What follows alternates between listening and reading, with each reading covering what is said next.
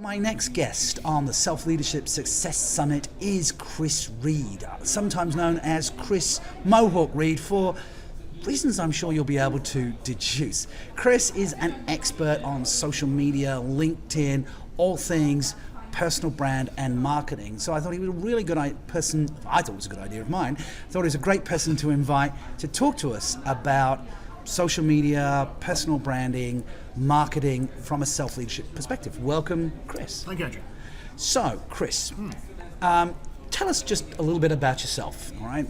Where you're from, where are we now, what do you do? Sure. So I'm a Geordie, born in Newcastle, for those people who don't know what Geordies are, in the north of England, not in Australia. And I spent 20 years in London. I escaped Newcastle because obviously Newcastle has no job, so I went to London, which is a big thing for people to do in the UK. And then I had enough of the weather, the taxes, and the underground, and came to Singapore. And I was an entrepreneur in London, entrepreneur here. This is where we are now for 10 years. 10 years I've been here, not matching your 14 years, but 10 years I've been in Singapore. And we have 7 different brands now, Black Marketing. Black Marketing being our hero brand, and our latest brand being Rockstar Keynote Speakers, which actually focuses on female keynote speakers. So that's where we are now. Very good. Now, it's interesting that you immediately identify yourself as an entrepreneur, Totally. right? You know, entrepreneur, I'm going to show off now, from the French entreprendre, an undertaking, which used to mean a journey, coined by French economist Jean-Baptiste Say as undertaking the risk of business. Yes. All right? So you Risk immediately is good. Risk is good. Not everybody thinks that. When did you know you were an entrepreneur? About 9 years old. About 9 years old. Because my grandfather's an entrepreneur, my father's an entrepreneur, my uncle was an entrepreneur. And literally the best moment was my 18th birthday, my uncle, who's a fantastic entrepreneur, took me around Marks and Spencer's in the UK and showed me exactly what he did, which was basically retail marketing. And he said, that's wrong, that's wrong, that's wrong, that's wrong. I went, wow, I would never have looked at it in that perspective before, but he brought a retail experience. I've worked with people like Tesco's and Sainsbury's, and he could tell exactly what was wrong with their marketing. Oh, that was genius. And on my 18th birthday, he did that. And it's like, you get that kind of inspiration from 3 very kind of figureheads in your life, then you basically go, wow, who wants to work with somebody else? You basically have to be an entrepreneur yourself. I want to have my own direction, my own passion, my own purpose. It took me another 12 years to figure out what that was going to be, because I had various different ideas about what it could be, and I knew I had to work out my corporate experience first, build my network up, my connections up, my experience, which is why I went through lots of jobs in my 20s to build the experience so I could launch my first entrepreneurial venture when I was 30. So I think it's quite key to actually do that. Okay, so self-awareness, I am an entrepreneur, Yep. but the realization I can't just launch yet. No, when I was 20 years old, I couldn't just go, right, what do I do now? Oh shit, what do I talk about? What do I sell? So you have to, I'm of a slightly older than you. I'm an age where you have to do your apprenticeship, right? Yes. And I started work 10 years old in my father's hardware store. Got that apprenticeship piece, right? So what was your apprenticeship and what did it teach you? So I was 16 and I worked at HMV. So whilst other people were taking summer holidays and not working weekends, I worked on Saturdays. I worked on Thursday evenings when they used to open on Thursday evenings in the UK. And I used to work all the summer. So literally 6 days a week. And for someone who's passionate about music like me, I loved it. And I asked them, can I go to the head office in London and learn from the marketing people down there? I said, yeah, of course, fantastic. No one else has ever asked that before. So I went down to London, stayed at my grandparents' house and went into HMV every single day for a whole week and just learned so many things. Like, wow, this is what happens down here. And it was amazing what happened in the head office and then what happened in real life at the retail store in Newcastle. They weren't the same. So you saw that gap. You saw that. Yes. So what's driving you here is a real level of curiosity. Totally. And one of the things really common, I think, with the people that have been successful is that curiosity and that willingness to ask the question, put yourself out there. Right. Or don't ask for permission. Yeah. Right. Don't ask for. Yeah. All right. So that's cool. So you're working in a music shop. You see the disconnect with marketing. So from HMV, other key experiences before you? So I went to a nightclub. I got to do with music. Then I went to a concert venue. My first job in London, and that was like the Geordie connection because I applied. The general manager there was a Geordie, and it didn't matter about my qualifications at all. He liked my personality, the fact that I wanted to leave from Newcastle, go down to London, and start my career. It didn't matter what I got paid there. I was going to watch concerts, and I was going to meet concerts and market concerts with a great concert venue in London, and I learned so much about partnerships because we had no budget. So that's where I started learning about partnerships. And my first venture was actually going to be a partnership marketing agency 10 years later, but I learned the rudimentals at Hammersmith Odeon because we had the venue. And we had a venue over Hammersmith. We've been at Hammersmith Flyover. Millions of cars go past every single day. So you have a media vehicle which you could then exchange with newspapers and magazines and radio before internet even existed, where you get exposure. So I was able to do partnership deals, marketing straight away. So that's where I really got stuck into deals. Deal negotiation. This is what's in for you. What does I want back? And people were so open-minded to it because it's all about partnerships. Now that's another mindset that not everybody gets. This concept of collaboration. It's key when you have no budget. Even if you have a budget, why spend the money if you don't have to? Very true. It's interesting. One of the interviews here on the Self Leadership Success Summit is a trader, a guy who puts out this is the future, and you tend to think about trading as dog eat dog, and yet if you've seen that video or that interview. Or if you haven't, when you watch it, you'll see that he had a real collaboration mindset, even with competitors. He could do a deal with a competitor and say, I've got this ship and I haven't got anything on it. You put something up. Yeah. So, where does that come from? Because a lot of people that has to have an abundance and a risk embracing. Because if you do collaboration, you open yourself up to somebody doing the dirty on you, right? But that is because if you do have no budget, then you do have to think more laterally and more creatively.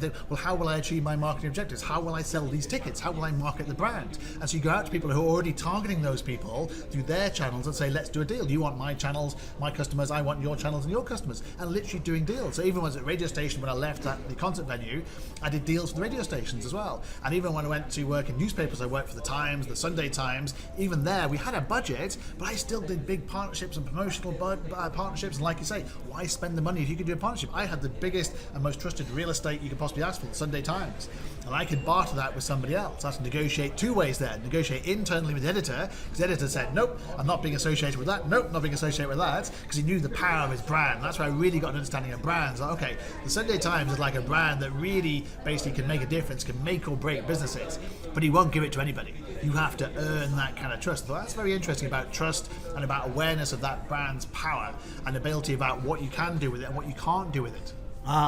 So there's a distinction, isn't there? There's collaboration, but not with everybody. Correct. That you've got to know your own value first. Very important. Key part of self-leadership, of course, that self-awareness. Totally. What's my value? Yes. Now, as a youngster with nothing but your enthusiasm, what was your value at that time? I mean, the value is what I had. I realized very early on, again, being self-aware, that it wasn't about me. It was about what I represented. So Hammersmith Odeon, people wanted the concert venue. Radio stations, people wanted the exposure. Newspapers, they wanted the kudos of the Sunday Times, and they wanted the exposure in the newspaper. So realised pretty early on that actually it wasn't about that. So my first business, when I was 30, was a partnership marketing business between two brands. And I was brokering those two brands to come together and doing a partnership between, so it could be a financial services brand, it could be a leisure brand. Could be an on-pack brand and a leisure brand or an entertainment brand coming together, for example. So I pretty realised that it's the power of brands. Brands were key. It wasn't about me, it was the fact I could broker these brands when nobody else could. Wow, okay. Now, you have a pretty strong brand now. We were talking off camera before we started, your personal brand. When you turn up, people know. Yes. In fact, you walk in a room and like, oh, you're Chris, right? Yes. So, not even in a room. I could be in an airport lounge in Shanghai. I could be on a plane. I could be walking down the street in Hong Kong, literally, and people will put me out. So, are you I mean, it's not going to work for me, but are you are you recommending that we all grow a mohawk? No. It's everyone. What I believe is, everyone has a metaphorical mohawk. Yes. So everyone has something. You have things like, for example, you met Karen Jacobson at the GSS Summit, for example. Yeah. You said that she has the GPS. She's the GPS girl. So she built an entire career on being the personal brand GPS. But that's not what makes her money. Just in case you didn't know, she is the Australian voice of Siri. Yeah. So and also the TomTom, people like that. So recalculating in America. She's Yes. the American voice. Yes. And she's amazing at doing it. But she's built a keynote speaking career and a voice career and a concert performer career on the back of being the GPS girl, and she brands herself the GPS girl. So her mohawk is a GPS girl. Yep. So everyone's got something they can use to market themselves. They've got to be, as this summit's all about self-awareness, be self-aware what that is. And I realised pretty quickly that my mohawk would stand out in Singapore and works very well when you go to a conference or works very well when you go networking. And it's an icebreaker. It's a wonderful icebreaker. Very good, very good. So you became an entrepreneur at 30, right? What was your first business?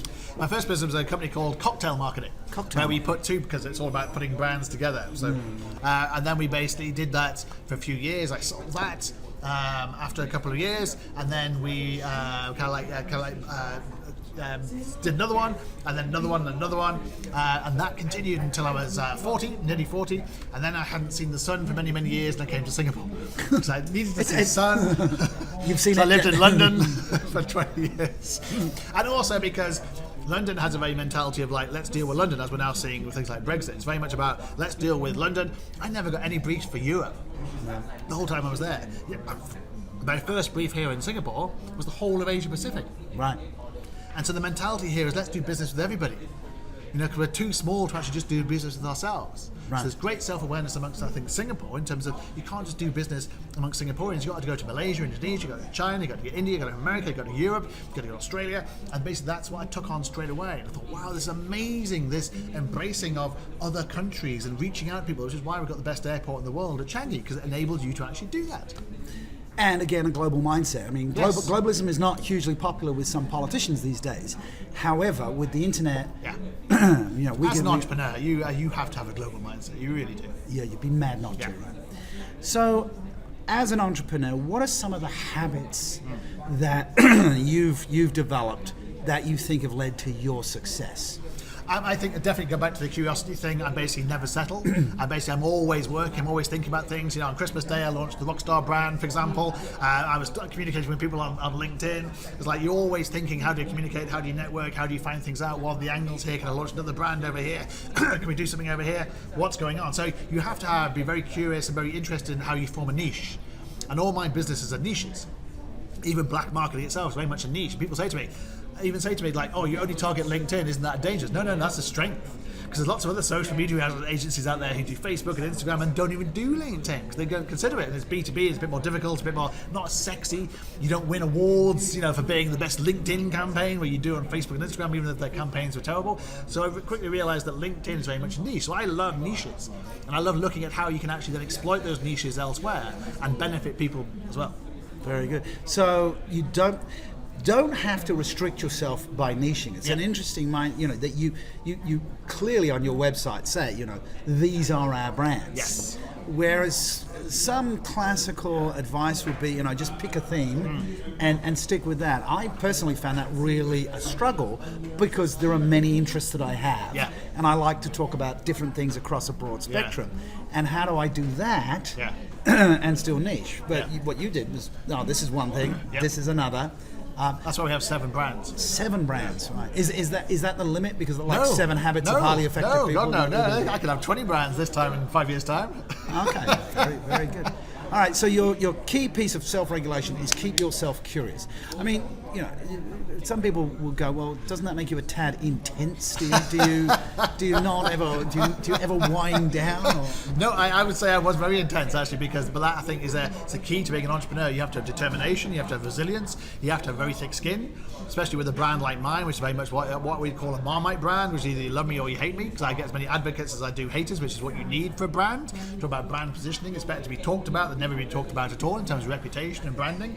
So no, you've got to basically have that drive to go forwards, to try things, and yes, the intensity comes from that. But I think every entrepreneur is intense. You find me any entrepreneur that's a true entrepreneur who's growing businesses and trying new things, who's not an intense guy. Look at people like Elon Musk and people like that. These are intense people who basically are living every day and risking everything, which is what, going back to your early definition of entrepreneurialism, entrepreneurs risk. Which is why people who work at DBS or OCBC and basically have something on the side are not entrepreneurs, because they're not risking everything. They've got that catchment, if it fails, I'm still employed by DBS. That's not entrepreneurialism. A couple of local banks there. So you raise an important point, and again, you and I have spoken about this on camera. The willingness to have as many detractors as supporters. Yes. And a lot of people, if your self-esteem is not yet solid, we all like to be liked, right? And social media in itself can be a trap for that. Teenagers going, I lost an Instagram follower or 1,000 Instagram followers, or measuring their self-worth. Yeah. I have an opinion on this, but I'm interested in your opinion on this. How do people get solid first or should they get solid first before they expose themselves? Very good question. I would say yes, you have to have confidence in yourself. I've never lacked confidence. In fact, many people have said I'm overconfident when I didn't have the ability to actually be confident. But even at school, for example, I made sure I wasn't part of one particular clique. I was part of, like, I could be useful and negotiate with every single person. I was the guy that basically beat up the school bully because he picked on me and went, no, not in this, you're out of here, mate. And then suddenly you get respect because of that. But I was very much a person that wasn't stood with one clique, which made me more self-aware about my own person. And I knew pretty early on I was pretty comfortable in my own space, which is very important to be a leader and to try different things. When I went down to London, definitely people said to me, how do you leave Newcastle? How do you leave your friends? They're like, it's pretty easy. If you want to basically make yourself yourself, you've got to go to London. You've got to go basically where the action is and the business is. Same reason why I came to Singapore. So you've got to be self-aware in terms of that. And yes, you do have to build up your resilience about it and understand that it does not matter what people say about you. You have to believe in yourself. You have to be true to yourself and believe in yourself. If you're so weak that basically someone making a comment to you on social media or on an opinion piece or shouting at you in a talk, for example, is going to make you cry, do not become an entrepreneur. Okay, well that was unambiguous, wasn't it? Right? Is get it together. The famous British poet Oscar Wilde said, the only thing worse than bad publicity is no publicity. It's true. Is that? It's true. And also when he went to New York and asked, "Is there anything to declare?" he said, "Only my genius," which is kind of fairly healthy self-esteem. Indeed, right? yes. Right there. All right. Funny story. A lot of people think Singapore is very, very straight, and I came through Changi Airport, which you mentioned, and I came in through early one morning, and they said anything to Claire, and I did that, and I said, I quoted Oscar Wilde, and I said, "Only my genius," and the security guard said, "That'll be in your luggage then, will it?"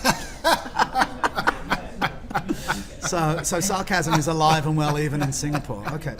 All right, so fabulous. So you've got this sense of self-confidence, and you're projecting that into the future. You're prepared to take the risk. Yeah.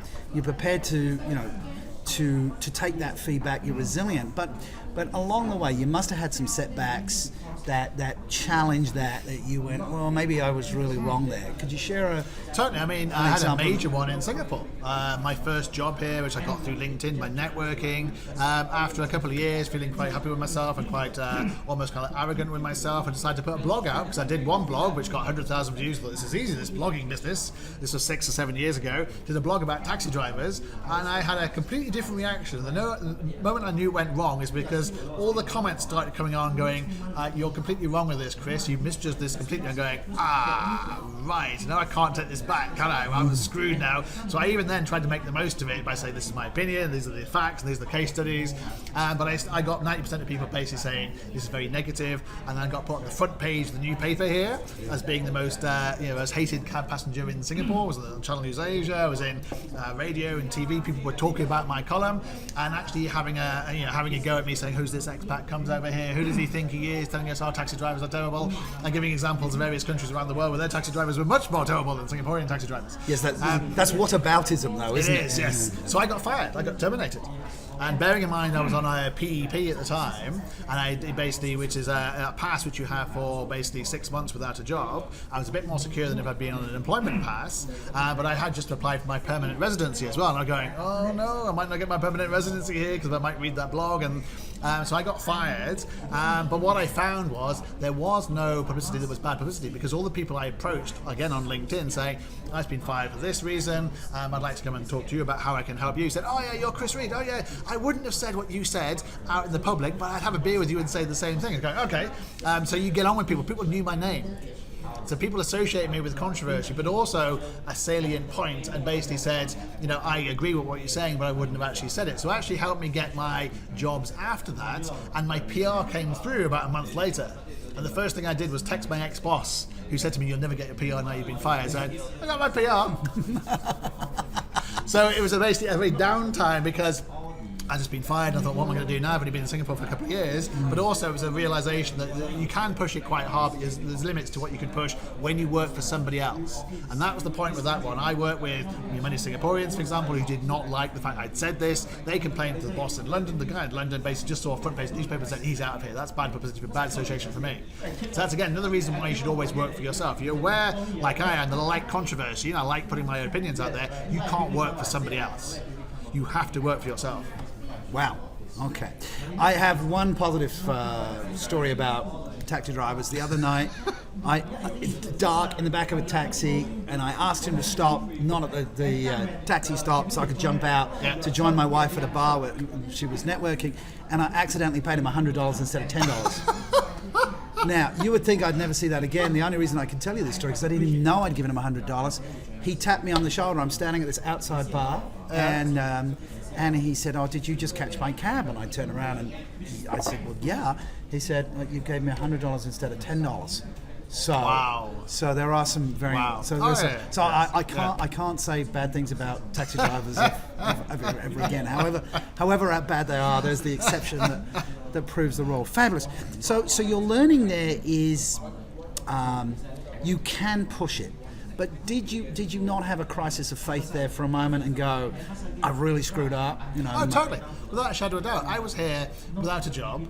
I was here with my PR pending. I was here going, I might have to be going back to the UK with my tail between my legs here. This could be all over. Because at the time as well, the atmosphere was quite toxic. You can imagine the 2010 election here, where there was an anti-foreigner sentiment. And there was two other examples of people being kicked out of the country for saying things about, there was one Malaysian woman, for example, Australian woman got kicked back to Australia, and one English guy here who very notoriously said about how big his car was and so forth as well, who also got kicked out of the country. And I was basically the third person there going, okay, I could easily, the saving grace was I wasn't making anything derogatory from a racial point of view or a cultural point of view. I was saying about the country in general. And that's my lawyer who had said to me, you've given, and I also gave 15 examples about what had gone wrong and why I thought taxi drivers were very poor here and how they could be improved. And he basically said to me, you can't be slandered, you basically can't be taken out of the country, you can't be basically taken apart, because basically what you said isn't about culture, it's about the country in general and how they train the taxi drivers. So you made a salient point. He was a Singaporean, so my lawyer was Singaporean here. I made sure I had a very good Singaporean lawyer to basically look after me. But you basically become more aware of what you can say and what you can't say, and basically the legal ramifications of it and the cultural ramifications of it. Okay, because social media these days is a fierce place. Yes. People control you. They're somebody's in their basement on a computer and they're courageous. People will say to you online things that they wouldn't say to you with your mohawk or me with my bald head to our faces for fear of some recrimination. Not that you would get it from me, but I just look like a nightclub bouncer. But I got into trouble with a post, and let's talk about this one. I have an issue. As a self-leader, know who you are, know what you stand for, and I was talking about politeness as a social construct, right? So why I believe that we have politeness is because we could, each of us have to be polite if we don't know each other. We're different cultures because we don't know whether somebody's armed. We don't know what the social norms are, and so we are polite. But once we've done that, once we've got past that politeness, I'm looking for an authentic conversation. Is this real? Let's get real. Let's take it apart. And so I'm a bit down on overuse of politeness. I actually think we can hide a lot of passive aggressiveness behind politeness. So I wrote a post saying, politeness is a social construct and it only goes so far. But a lot of people love politeness. And so I was impolite by attacking politeness. What do you say to that? Well, especially in Singapore as well, where they have the nice society or the be kind society and that kind of thing. They're very big on, you see posters here you'd never see in the UK or America about being kind, about being gentle, about letting someone out of an MRT first. So I think that is part of the culture here. So whilst I agree with your point, and I think I agree totally, people can be very passive aggressive, but in terms of being polite when they have no intention of being polite whatsoever, that's hiding who they are, and that's very much I think a cultural thing. Well, we're both British, and of course you make a really good point. Is British for you're talking interesting? Yes, interesting means you're not interesting at all. I disagree. Let me consider that, which means I'm never going to give it another thought. Yes. I'll come back to you on that one. Yes. So once I absolutely agree. But I think being I'm not against being nice to people on the subway because they are strangers. We don't have a relationship. I think once we have a relationship, whether that's with our spouses or with our friends or with our audience, I think we owe it to people to turn up and then share a perspective. But that takes a level of courage, as And most people don't want to do that. There's a reason why on social media there's a rule called 1-9-90, which is 1% of people on social media share. They actually create something to share. 99% do like, comment, and share on that post, and 90% of people do nothing at all. Nothing at all. So only 1% of people actually bother being a leader on social media, because it takes courage. A lot of the people we actually talk about when I do my LinkedIn talks, they do not want to be that 1%. They're quite happy being the 9%, much prefer to be the 90%. Especially if they're not a leader themselves, not a CEO, or they're maybe not a CEO who's confident about what they're doing or does not want to be the face of the company, or culturally wants to share that contribution around the company, for example, especially in a place like Singapore. Where culturally, the CEO is not normally the swashbuckling CEO at the start, like an Elon Musk figure. They don't really exist in Singapore. So you got to be culturally aware about where you can be a leader and what you can share, but also aware of the fact that most people do not want to be that place. And yet we're overwhelmed with content, right? We're submerging in content. Once upon a time, as you say, you write a blog and you could get that attention. Yeah. And yet now there's so much trying to get heard above all this noise is difficult. So that 1% is creating a lot of content. Totally. It is, yeah. So you have got 7 million people potentially online. So so that 1% is a lot of content. Yeah, it's a lot of content. So what's your advice here to somebody within an organisation or wanting to start their own business? Is it too late to get online? No, you can reinvent yourself. You can get online. You can build a following. You can build it through content, video content, doing things like this, interviewing people, authentic content. It's never too late. Never too late. So and you can rise very quickly just by doing things, just by doing things. And if you do things on a consistent basis, people like what you're doing. People will follow you. Simple as that. But it's all about the quality of your content.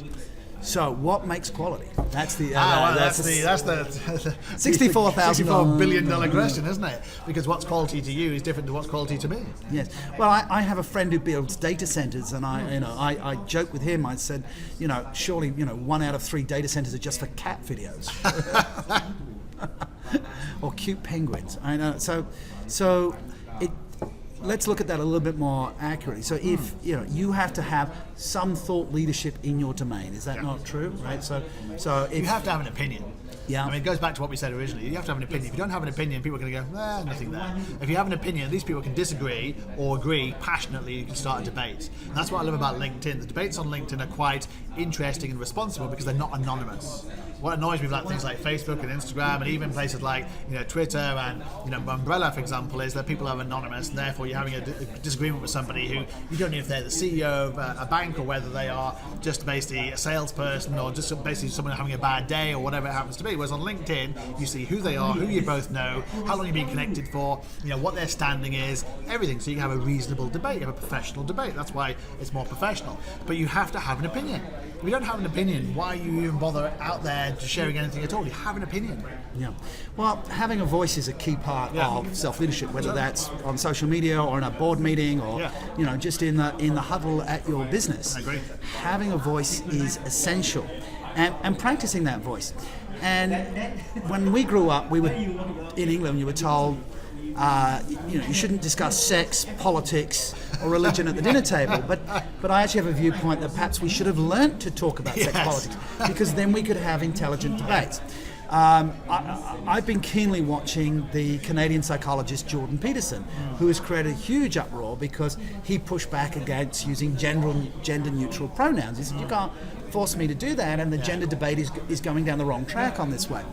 And of course he received a huge backlash. But what I was impressed about is his way to calmly debate, to not take it personally, to not get taken off by the straw man arguments or the false equivalences, the various cognitive biases, but to listen very carefully and respond intelligently. Do you think we lack the debate skills on social media? Without a doubt, without a shadow of a doubt. You just need to see the amount of anonymous trolls or people basically being trolled for no particular reason whatsoever. They disagree, or they're in the wrong program, or they have to have the wrong shirt on or something, or they have a mohawk, or whatever it happens to be, and people get trolled for absolutely nothing. And it's like, why? I mean, there was the guy from Black Mirror who was in the Bandersnatch episode over Christmas on Netflix, and he was being trolled to death on Twitter so much that he basically took himself off Twitter. He said, I can't deal with this. And he was just an actor in a program. It's like, how can an actor in a program get trolled to death for something he's not even in charge of doing? It's like, that's just ridiculous. So yeah, I think that's just taking it too far. But I think that's just society in general. You can't do very much about society. But again, you can pick and choose your platforms. So I'm not on Twitter, I'm not on Instagram, I'm not on any of those platforms. I'm only on LinkedIn. Because if I want to talk to somebody, I want to talk to someone either like this, like I'm English, so I'll go for a beer with somebody, have a glass of wine with somebody, go for a coffee with somebody, and do it face to face like this. I'll go anywhere in the world and meet people, or I want to talk to someone on LinkedIn when I can actually see who they are, so we can have a real conversation. And that's what I think I was very much brought up about, is like having conversations. My granddad's always said to me, ask more questions than you should be talking. Think about them more than you're thinking about yourself. Listen more than you actually have your own voice. Actually, as a talker like me, and I'm like you as well, it's very hard. I have to check myself, and I try and get someone else to talk more than I'm actually talking, and deliberately say, no, don't, stop. Ask a question. And that's self-awareness of the fact that I can just go on forever if I'm not careful, and people can lead me down that path, especially if I've had a few drinks. So you need to basically be tempered that it's a two-way thing. Right. So you listed a few things. Listen, don't talk so much, ask questions, and these are timeless principles of communication. So what in this journey? We don't know how old you are now. So you started at 30. You want to share? I'm 48. I'm 48. 48. All right. So what do you think some of your biggest learnings along your career have been, in terms of applying that self-leadership in context, understanding? What do you think some of your biggest learnings have been? I mean, the biggest learning is definitely take risks, and the biggest one, I would say, both my professional and my personal basis. I mean, I'm divorced 3 times, and that's not something you should be very proud of, but it's the fact that I'm very self-aware of the fact that I was not happy, I was not making my partner happy, I had young children, and I thought, I don't want these people to grow up in an unhappy situation, therefore I'm going to leave. And my parents and my people I knew, and her, obviously, my ex-wives, basically said, you can't do this, this is terrible, think about the children, think about me, think about all the rest of it. But I'm saying, I'm fundamentally not happy, this isn't going to change, we've tried this, that and the other, it's not going to change, and I only have one life. I don't want to be stuck in a marriage for 20 years or 15 years being unhappy and being one of those guys who go down the pub and moaning about their wives. I'd like to be down the pub actually talking about how great you are, and how wonderful you are, and how much I love you, and how much I appreciate that.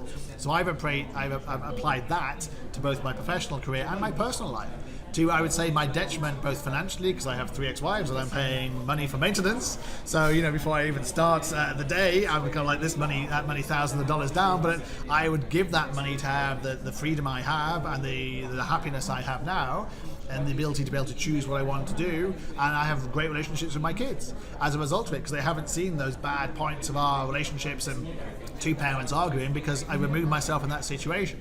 But as a result of that, I spent more quality time, I would say, with those with the children, to actually have a better relationship with them one-on-one. And I actually have a better relationship with my son at 18 than my father had with me at the same age. Much better relationship as a result of it. So I'm very much aware of the fact that I have no patience, and I'm not very good at relationships, clearly, and I need to get better at that.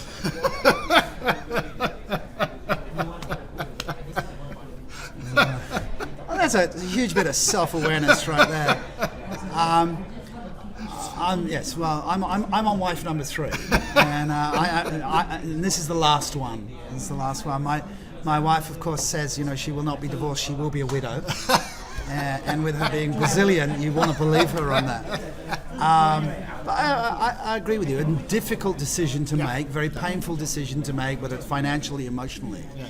But you have to be true to yourself, and you have to be true to the other partner. And this is a key element of self-leadership that we haven't got into with anybody else. It's just the me, not me boundary. Is that a relationship is 2 strong people coming together and agreeing to be together. It's not 2 people looking for completion from the other person.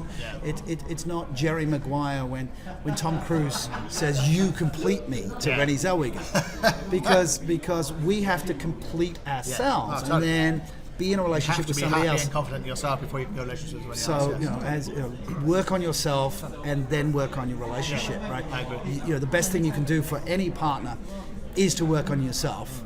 right? And be the best version of you for them. Yeah, totally. And well, for yourself first, and then you will be the best version I agree. of yourself for them. Unfortunately, Hollywood society tells us this myth of romantic love, that there is this perfect person for us, and if this person isn't perfect in our relationship, there must be something wrong with them.